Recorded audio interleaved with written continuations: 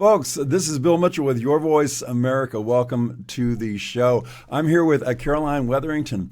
She is the co-founder of Defend Florida. They are an offshoot of Women for Trump Florida. She was the president of that, and she has started this new organization. And I tell you what, folks, it all comes down to the state local. It all comes down to the local level. They say that all politics is local. It's really true.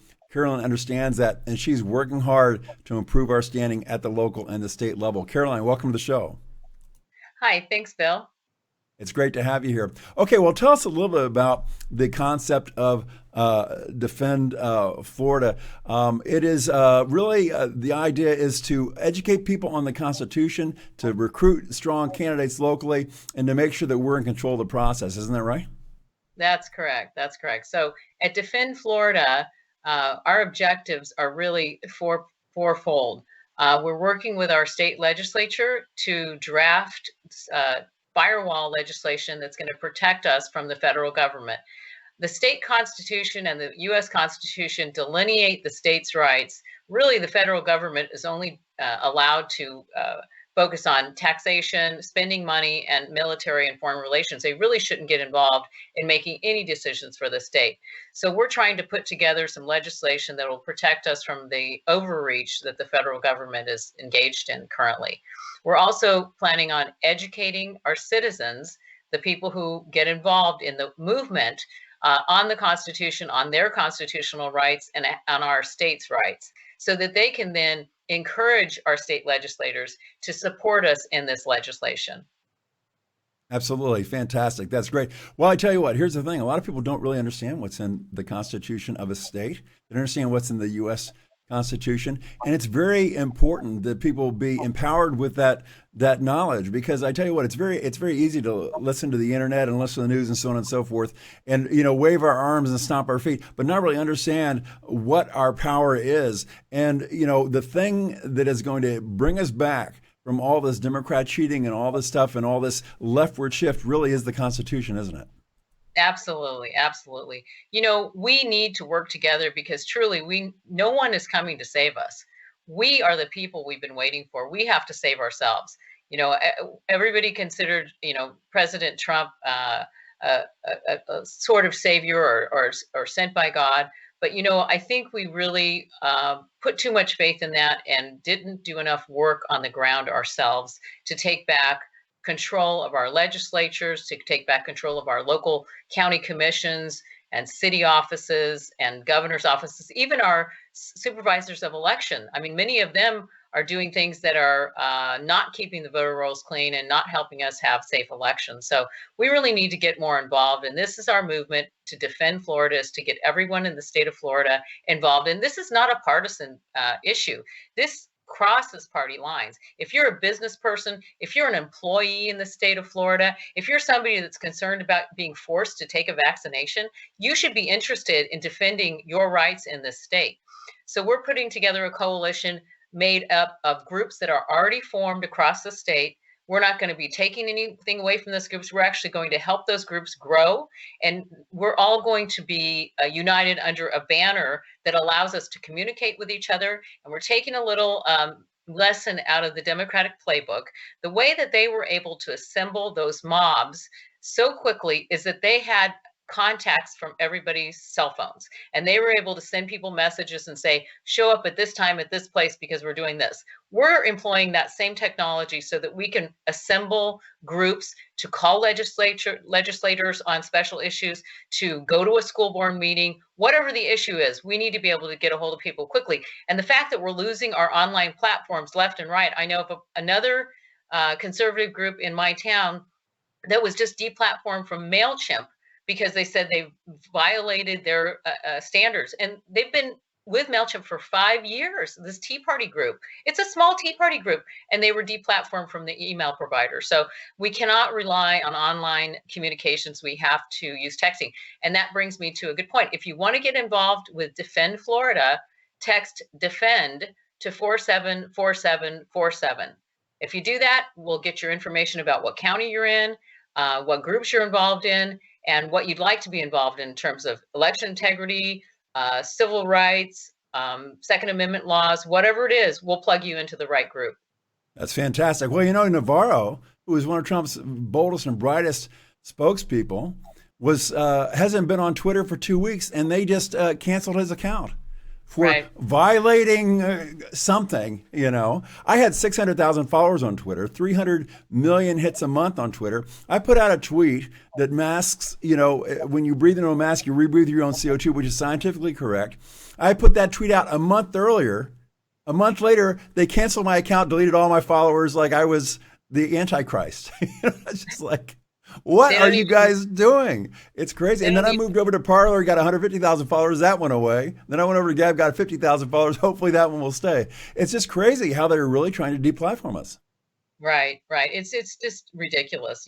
If you want to know more about Defend Florida until it's been taken away, we do have a website. It's defendflorida.org, defendflorida.org. And there's lots of information there about what our plans are, what we're doing. And there's even a way that you can get involved from the website, defendflorida.org. That's fantastic. Well, one of the things that you're doing is you're putting together these watchdog groups. Tell us more about that, because that's one of the things that frustrated us in Pennsylvania and Wisconsin and Michigan is they were counting these votes and they kicked all the Republicans out of the room, covered the windows, on video, we're pulling suitcases of votes out from under tables, and the media and the Democrats were like, oh, there's nothing going on here. This is completely normal, Right. I mean, we need to be trained. We should have had people, news teams outside of those precincts filming those trucks pulling up with the ballots. They should have been questioning people. We should have lawyers on the floor in these counting areas that are defending our rights. We really did not do a good enough job being ready for that. Don't you agree? Absolutely. Well, we have a lot of issues there. You unpacked a lot of issues there, but the Watchdog Groups, just a note about the Watchdog Groups. So we're putting together groups that will be watching legislation, and we're going to break the committees up into different types of legislation so nobody's overwhelmed. And they're going to be watching how our elected representatives are voting on those initiatives, not only how they're voting, but how they're voting on things that we don't want passed as well. And at the end of the year, they're going to get a report card that we can send out to all of our constituents, our citizenry, to show them how your representative voted. Not only at the state level, though, we're doing this at the county level, county commissions, city councils, mayors, supervisors of election, school boards. School boards are one of the most important. I think more people are signing up for our group. They're wanting to get involved in the school board than any other. And that's great, because we have given our school boards away to the left. And we have to stop. We have to get involved in those. We have to run good people for school board, and we have to get new people elected, because that's our future. I mean, our children are our future. So the watchdog groups are really important. They'll be important for election integrity. One of the bills that we're trying to get passed here is, Zuckerberg spent a lot of money in this past election. He spent money selectively in the state of Florida as well. And what we're going to try to do is get our legislature to pass a law that if an outside group wants to spend money on our elections, it has to go to the Secretary of State, and the Secretary of State gets to spend that money. They don't get to decide what districts or what counties and cherry pick the liberal ones to spend money on. Yeah, that's amazing. Yeah, we've got to be very careful. And you look at guys like George Soros. It's amazing to me. The Democrat Party and the media has finally discovered the word sedition. Have you noticed that? They love the word sedition. Now, George Soros has come out on the public record and saying, my goal is to destroy the United States of America. He's on record saying that, and yet he's the number one donor to the Democrat Party. And that is sedition, folks. When you say you want to undermine, destroy the government of the United States, that is sedition. They've never used that word with regards to George Soros. But where does George Soros spend most of his money? On the little bitty races. District attorney, school board, all this stuff. The dog catcher races that nobody else is paying attention to. We need to start paying attention to those, because those are the people that hold the keys, that count the votes in the end. Isn't that right? That is absolutely true. We have to have those groups, and not only have watchdog groups, but we're going to have groups that are tied into those watchdog groups that are recruiting candidates for those. So once we determine someone's not representing our interests, we're going to start recruiting a candidate to run against them in the next election. And we're going to pick people from business people who are getting involved in our movement. And you wouldn't believe how many business people have stepped up even recently and said, you know what, I'm so sick of what's happening. I want to run for something in the next election. So, we're going to have some really good candidates coming out of our local communities in the next election. I can tell you that.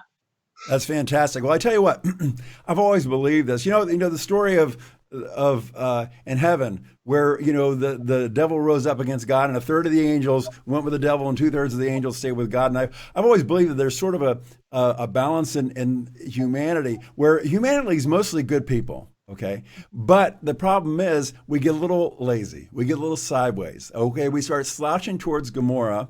And then that 1/3 of people that are maybe not so good, maybe nefarious, even though they have lesser numbers, they rise up and they cause a lot of trouble. But then what happens is you have something like this happen. Okay. And it sounds the alarm bells. And just like the Tea Party in 2010, all of a sudden people wake up and Republicans who are not known for being activists start becoming activists. And I think that this is what's so great about Defend Florida, is that you are providing a consolidator, okay, for people that want to be activists and want to get together, so you can help them to work together as a group, as opposed to just having little meetings in living rooms that aren't getting them that much done, but to work, consolidate your talents into a bigger group. Isn't that right? That's absolutely right. And we're really not trying to reinvent the wheel in every county. There are groups already established in every county of the state of Florida. They're Trump groups, they're conservative groups, they're Republican groups. So what we're doing is we're aggregating and assembling those under an overall quasi banner, where we'll help them grow their group by giving them the people who sign up for Defend Florida within their county to work with. And they're going to help us with our movement by creating this overwhelming number of we the people who can make change. Recently I was speaking to a former state senator, and he told me that he'd get 5 emails, 5 calls, a month from constituents. He said if he got 30 calls, he would hold a meeting in his office with his staff to find out what the issue was. Can you imagine if he got 30,000 calls? I mean, we need to band together. The only way this will work is if we have a foundation of we the people who do something, do something when the issue is at hand. And so that's what we're trying to create. Yeah, this is great, and this is what Republicans are not necessarily known for. Is we love to complain about stuff and that sort of thing. But as far as being activists and getting ahead of the thing and having rapid response teams, and this is what I got from what you were saying, is a lot of times we just sort of take it. We take it. We're a little bit too meek. We're a little bit too mild, and we don't have rapid response teams. And I've always said this about the president, about anybody in Congress, so on and so forth. They need to have PR people on their team. Then when the left comes out of one of these lies, boom, we're on it. We're responding to it, and use that lie as a leverage to get our truth out. We let grass grow under our feet sometimes, and we can't let that happen anymore. Okay, let's talk real quickly about these candidates, and this is what is so important: recruiting great candidates at the local and the state level. You watch some of these elections where it's a Trump district and Trump won easily in a district, and all of a sudden they turn around in that district and they elect a Democrat congressperson. And you're like, how in the world does that happen? Well, because all politics is local, and there's a lot of cult of personality out there. And the Democrats were smart, and they ran a dynamic, maybe a former vet, something like that, somebody with a great story. And, they basically lied to them and said, yeah, we will stand up to Pelosi and that sort of thing. And they got elected. We need great, dynamic candidates. It's one thing to have the message. Yes, we have a great message. Yes, we have the truth on our side, but it's not enough. You have to have great candidates. Isn't that right? That is absolutely true. And, the Democrat candidates, that's one issue. What's worse is when somebody runs as a Republican in a heavily Republican district, and then they vote like a Democrat.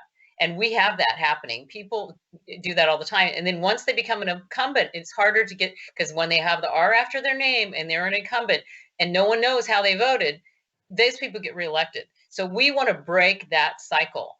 Just because you have an R after your name does not mean you're going to get our support unless you have supported us in our issues. So we're going to be primarying some Republicans as well. Yeah, I tell you what, Liz Cheney's in trouble in Wyoming. She voted, Wyoming voted like 70% for Trump. Liz Cheney voted, to impeach the president, and she's in big trouble right now. The last word is the person who's going to be running against her to primary her is double digits ahead now in the polls. Yeah, I'm not surprised. I'm really not surprised. People are really upset. There's some people here in Florida that are on the chopping block too. Some Republicans, some prominent Republicans. So they need to be thinking about this. And some of them are senators in the U.S. Senate. So I mean, I'm not going to name names because I think they know who they are.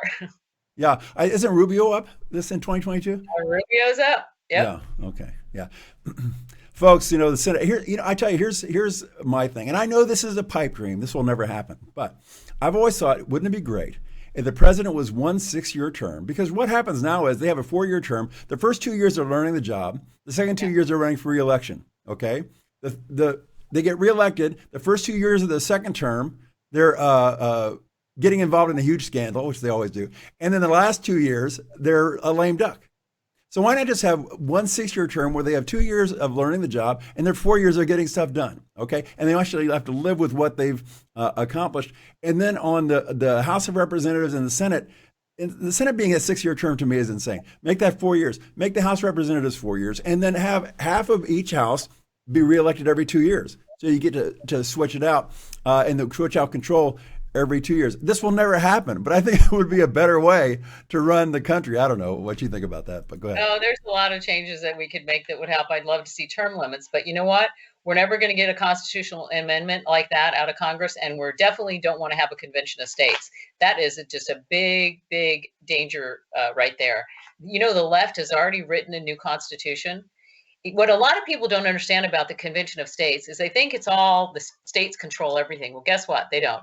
The states control getting a convention of states put together. But once it's put together, guess who gets to write the new laws? Congress.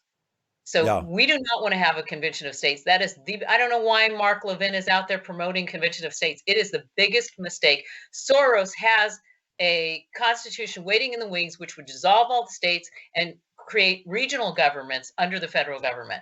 We do not want a convention of states. Our Constitution is perfect the way it is. We just need to be following it. That's it. Yeah, we don't need a whole bunch of new laws, And this is one good thing. This is one saving grace. I've been trying to give people hope. I've been the suicide prevention squad in this party for years now. Okay, I've been trying to give people out there hope. And one of the things I've been saying is, folks, you got to understand. Yeah, Biden's got this big left-wing agenda and so on and so forth, and he can do his executive orders. But we've seen how quickly executive order can be turned out. That one in Texas, the 100-day ban on deportations, that's like gone in smoke. Okay, so executive orders are not very strong. They don't last very long. They're not like legislation. And the Democrats have got a problem. They've got a very narrow majority in the House, and also they have only a technical majority in the Senate. And as long as we have the cloture rule or the filibuster, you're going to need 60 votes in the Senate to get anything passed. And people say, well, they'll just do away with the filibuster. I don't think so. I don't think that's going to happen because we're up for re-election for a lot of these guys in 2 years. If they get rid of the filibuster now, and as history would say, we take back the Senate, in 2022, because typically a first-year president in their first midterm, they get creamed. Look at 2010 for Obama. He lost 63 seats. 2018 for Trump, he got creamed because people like divided government. If they get rid of the filibuster now, they're going to get creamed when we take it back in 2022. So I don't think they will. I think that's going to be a saving grace for us. And I think the first 2 years of the Biden administration, I almost said Obama, of the Biden administration, other than these executive orders, is going to be kind of sideways legislatively. And I'll let you close with this. We've got another minute and a half. What do you think is going to happen on that? Well, you know what? We're not focused on the federal government. We know at this point that there's not much we can do up there, and hopefully not much is going to happen. What we want to focus on is the state level, and not just the state of Florida. We want every state. We've actually put together a state of our union, Save Our Union, SaveOurUnion.org, and that is a conglomeration of all the states that are doing programs like we're doing, Defend Florida, and we're going to work together across the conservative states and present a united front to the federal overreach and say, no, we're not doing that. Just like DeSantis pulled back our National Guard troops, we need to start saying no to the federal government when they are trying to step on states' rights. That's fantastic. Okay, we're almost out of time. Tell everybody how they can reach out to you, your text message thing, and also your website. Okay, website is defendflorida.org, And you can reach out to us via text message. All you have to do is text the word defend to 474747, and you'll get hooked up with us, and we'll get you hooked up with the county level leaders there, and we're going to save our state. That's exciting. Folks, this has been Caroline Wetherington. She is the one of the co-founders of Defend Florida. They're an exciting group. They're a grassroots group, and they are sort of an activism consolidator for everybody that wants to be active and get involved. So, folks, reach out to them at defendflorida.org. Isn't that right? Defendflorida.org. Very good. Folks, thanks so much for joining us for this segment, and we'll be back again in just a minute with the rest of the show.